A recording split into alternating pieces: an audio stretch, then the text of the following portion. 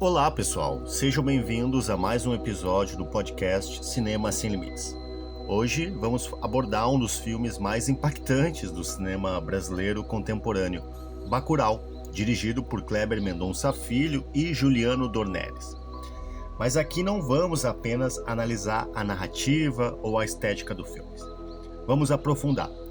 Essa discussão vai se dar a partir da filosofia de Nietzsche, como Bacurau representa a luta dos oprimidos e a transformação dos valores. Então, fica aqui comigo, com o teu café, o teu chá, para aprender mais um pouco. Bacurau é um filme antropófago, como eu costumo dizer, porque ele mistura ficção científica, western, crítica social, e a história se passa em um pequeno povoado no sertão aqui do Brasil. De repente, começa a desaparecer esse povoado do mapa. Ele sofre ataques misteriosos. O que a gente descobre é que tem uma elite estrangeira, com apoio de figuras ali locais, que vê Bacurau como um território sem dono e decide caçá-lo por esporte, como se fosse um game, uma diversão. Mas o que parecia massacre se transforma em uma reviravolta. Os moradores, que eram vistos antes como fracos, indefesos, inofensivos, eles se unem para resistir e para acabar com esses invasores. Então a gente pode conectar o filme com a filosofia do Nietzsche a partir disso, principalmente com a teoria do Nietzsche sobre a moral dos senhores e a moral dos escravos, um dos conceitos centrais do pensamento do Nietzsche. Ele é um filósofo que critica a moral tradicional, porque ela teria sido imposta pelos mais fracos, ou melhor, teria sido imposta pelos mais fracos para subjugar os poderosos. Tem uma obra do Nietzsche muito interessante, várias, mas essa especialmente porque eu tenho essa aqui na minha estante, que é a obra Além do Bem e do Mal e Genealogia da Moral.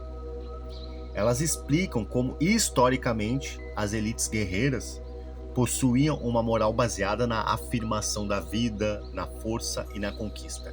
Essa é a chamada moral dos senhores que o Nietzsche está falando. No entanto, os oprimidos, incapazes de vencer fisicamente, acabam criando um sistema de valores que inverte a lógica dos fortes. Eles exaltam a humildade, a submissão, o sacrifício e chamam isso de algo bom. Então, enquanto a força e a vontade de poder passam a ser vista como más, assim surge a moral dos escravos, baseada no quê? No ressentimento.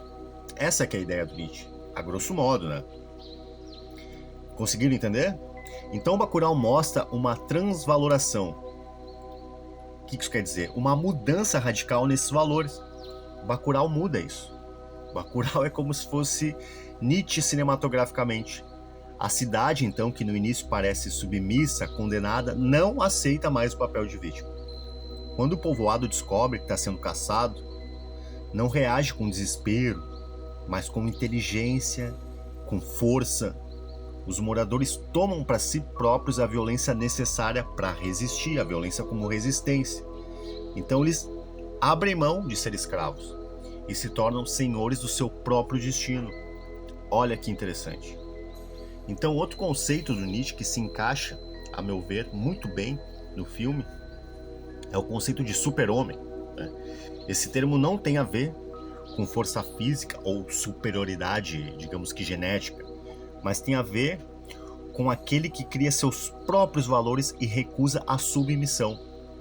No filme, Bacurau, os personagens representam essa transição, porque são personagens que não aceitam os valores impostos pelo dominador e não tentam pedir ajuda para o governo nem para as autoridades, muito pelo contrário. Então, em vez disso, eles se unem e criam sua própria resistência, sua própria estratégia de maneira inteligente, uma resistência de maneira inteligente. Um exemplo é o personagem Lunga, que é interpretado pelo grande Silvério Pereira.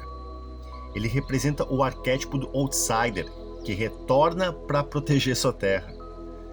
O Lunga não segue as regras da moral tradicional. Ele é violento, ele é imprevisível, ele não tem piedade com os invasores. Mas, dentro da nova lógica do filme, ele não é um vilão. mas ele é um libertador. A presença dele é importante para mostrar que Bacurau não está pedindo permissão para sobreviver, mas está impondo a sua existência. Então Nietzsche também fala sobre eterno retorno, que não é um conceito literal, digamos que de reencarnação, como muita gente entende, mas é uma ideia filosófica, de aceitar a vida em sua totalidade, com suas dores e desafios, sem buscar uma salvação no que está de fora. Então o povo de Bacurau não busca redenção, não tenta negociar a sobrevivência como a gente acaba vendo atualmente na política brasileira. Eles simplesmente vivem e lutam de forma mais intensa possível. Quando os estrangeiros atacam ali Bacurau, eles vão com total confiança que vão encontrar gente submissa ali. Então eles até não se preparam muito, mas o que eles acabam encontrando é um grupo que não tem medo da morte, né? Não se envergonha da violência como algo necessário para a resistência.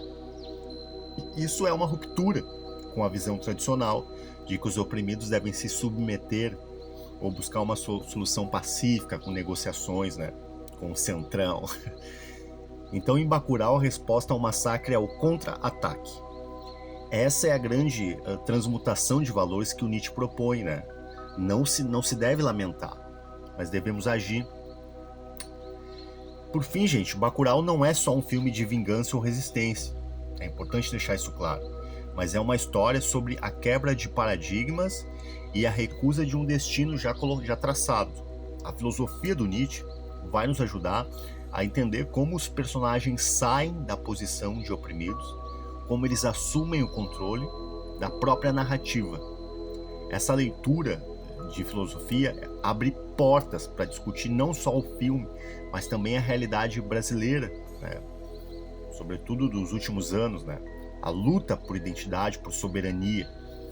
Bacurau nos faz a pergunta: aceitamos o papel que nos deram ou tomamos para nós a nossa própria existência? Então, se você curtiu a análise, quer mais episódios conectando cinema, filosofia, tem que deixar teu comentário, tá bem?